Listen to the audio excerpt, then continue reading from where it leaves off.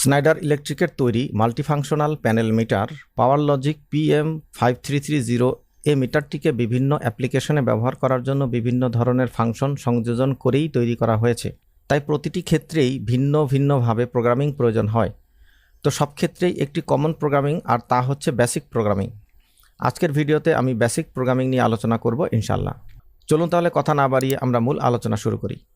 Please subscribe to the channel for more videos like this.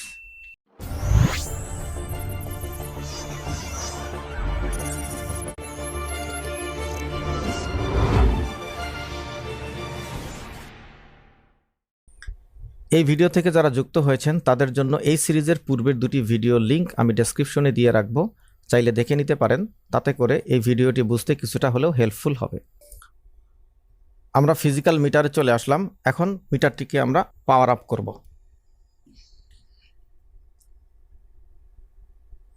বন্ধুরা দেখতে পাচ্ছেন মিটারটি power up হলো, এবং এখানে এই মুহূর্তে আমাদের 3 ফেজের অ্যাভারেজ ভোল্টেজ 217 দেখা যাচ্ছে। তো আমরা বেসিক প্রোগ্রামিং কাজটি সম্পন্ন করার জন্য বেসিক প্রোগ্রামিং অপশনে যাব, আর সেই জন্য আমাদেরকে প্রথমে কি করতে হবে, এই রাইট অ্যারো প্রেস করে মেইনটেনেন্স অপশনটিকে আমাদের এই ডিসপ্লেতে নিয়ে আসতে হবে। তো আমরা 1 বাই 1 প্রেস করছি।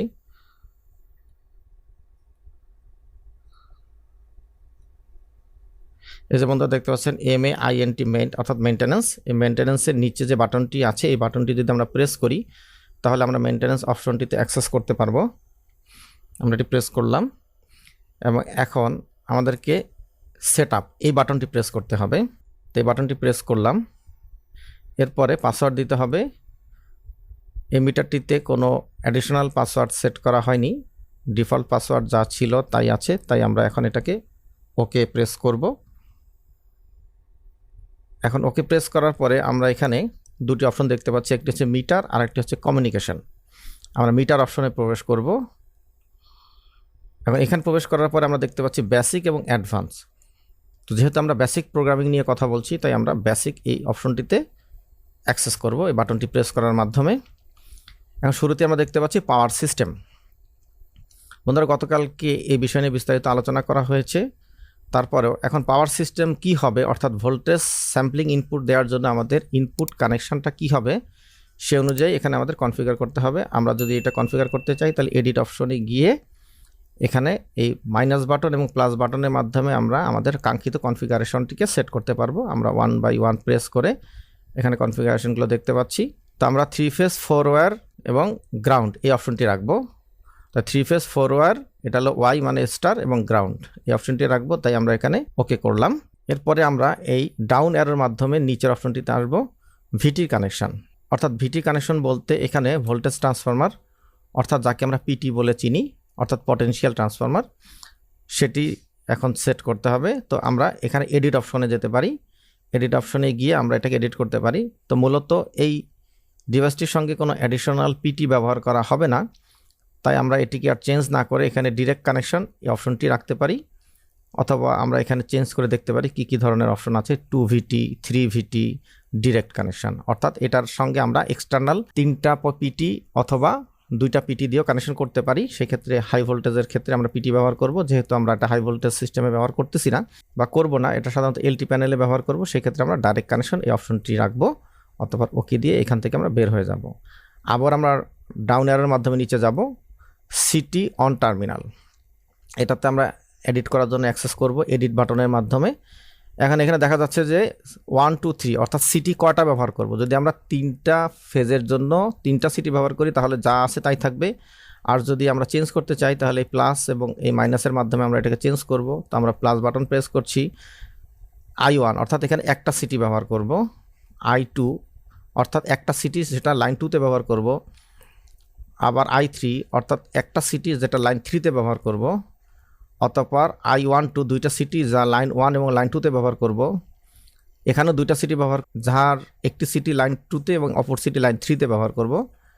অতঃপর আসছে লাইন 1 and 3 অর্থাৎ এখানেও 2টা সিটি ব্যবহার করব, যার একটি সিটি হবে লাইন 1-এ, অপর সিটি হবে লাইন 3-তে। পুনরায় আবার 1 2 3 অর্থাৎ এখানে লাইন 1, লাইন 2, লাইন 3 সবগুলো ফেজেই আমরা সিটি ব্যবহার করব। এই বিষয়টা আমরা একটু কম্পিউটারে দেখে নিতে চাচ্ছি। বন্ধুরা আমরা যদি 3টা সিটি ব্যবহার করি তাহলে ঠিক একইভাবে লাইন 1, লাইন 2, লাইন 3তে ব্যবহার করব।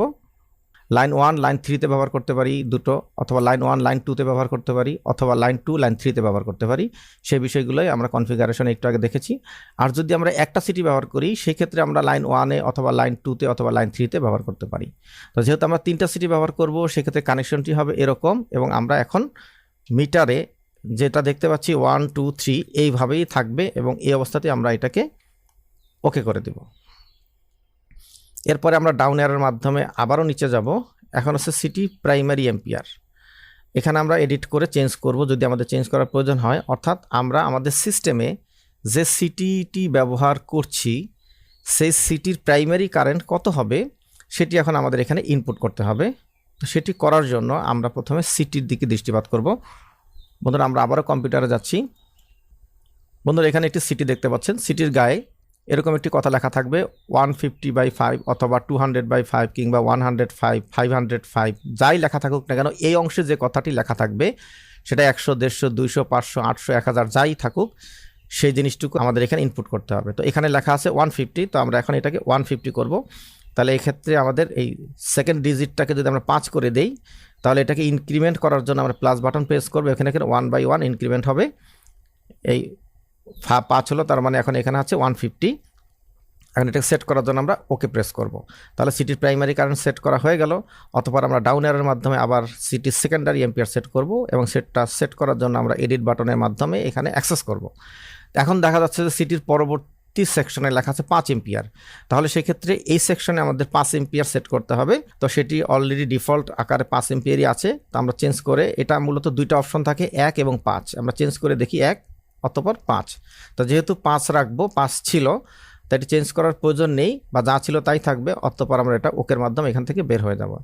এরপর আবার আমরা ডাউন অ্যারোর মাধ্যমে নিচে যাব। এখন হচ্ছে সিস্টেম ফ্রিকোয়েন্সি কত হার্জ। যেহেতু আমরা বাংলাদেশে বসবাস করি, আমাদের সিস্টেম ফ্রিকোয়েন্সি 50 হার্জ, তাই এখানে আমরা 50 হার্জ এটি রেখে দেব। আর যদি চেঞ্জ করতে চাই তাহলে এডিটের মাধ্যমে ঢুকে আমরা এখানে এই চেঞ্জ করতে পারবো, অথবা ওকে দিব দিয়ে। এরপর হচ্ছে আমাদের ফেজ রোটেশন ABC, অর্থাৎ আমাদের যে 3 ফেজ সিস্টেমটি আছে সেটি কোন ডিরেকশনে রোটেট করবে, সেটা কি ক্লকওয়াইজ নাকি অ্যান্টি ক্লকওয়াইজ। যদি ক্লকওয়াইজ রোটেট করে তাহলে ABC যা আছে তাই থাকবে, আর যদি অ্যান্টি ক্লকওয়াইজ রোটেট করে তাহলে আমরা এটাকে চেঞ্জ করব। সেক্ষেত্রে আমরা এডিট বাটন প্রেস করে এটা চেঞ্জ করে দিতে পারি। দেখেন CBA অথবা ABC, অথবা ওকে হয়ে গেল আমাদের বেসিক প্রোগ্রামিং। এরপর আমরা এটাকে আবার পুনরায় আপ অ্যারোর মাধ্যমে উপরের দিকে যেতে পারি। আমরা আরেকবার একটু চেক করে দেখতে পারি যে আমরা সব ঠিকঠাক মতো সেট করলাম কিনা। হ্যাঁ, পাওয়ার সিস্টেম আমরা 3 phase 4 wire Y ground set করেছিলাম, ঠিক আছে। ভিটি আমাদের প্রয়োজন নেই, আমরা ডাইরেক্ট কানেকশন করব। সিটির টার্মিনাল আমরা 3টা সিটি ব্যবহার করব, অথবা সিটির প্রাইমারি এম্পিয়ার ছিল 150 এম্পিয়ার, আমরা সেটা ঠিকভাবে ইনপুট করেছি। সিটির সেকেন্ডারি ছিল 5 এম্পিয়ার, সেটাও ঠিকভাবে ইনপুট করেছি। সিস্টেম ফ্রিকোয়েন্সি 50 হার্জ, তাও ঠিক আছে, এবং ফেজ রোটেশন ABC এটাও ঠিক আছে। তো আমাদের বেসিক প্রোগ্রামিং শেষ। এরপরে আমরা বাঁ পাশে যে বড় আপ অ্যারোটি আছে এর মাধ্যমে আমরা 1/1 প্রেস করে এখান থেকে বের হয়ে যেতে পারবো। এখন যা কিছু চেঞ্জ করলাম, ফাইনালি মিটার বলছে যে আমরা এটাকে সেভ করতে চাই কিনা। তো অবশ্যই আমরা সেভ করব, তা না হলে আমাদের সেটিংটা আর এখানে সেভ হবে না। তো সেক্ষেত্রে আমরা এটাকে ইয়েস করলাম। ইয়েস করার মাধ্যমে আমরা এখান থেকে এখন এই বাটন প্রেস করার মাধ্যমে আমরা এখান থেকে বের হয়ে আমাদের সামারি অপশনে চলে আসছি। তো বন্ধুরা, এই ছিল আমাদের বেসিক প্রোগ্রামিং। তো পরবর্তী ভিডিওতে আমরা এই ডিভাইসটির মোডবাস কমিউনিকেশন নিয়ে আলোচনা করব ইনশাল্লাহ। ভিডিওটি দেখার আমন্ত্রণ রইল। সেই অবধি সবাই ভালো থাকুন, সুস্থ থাকুন, এবং ট্রিপলি ক্যাম্পাসের সাথেই থাকুন। আল্লাহ হাফেজ।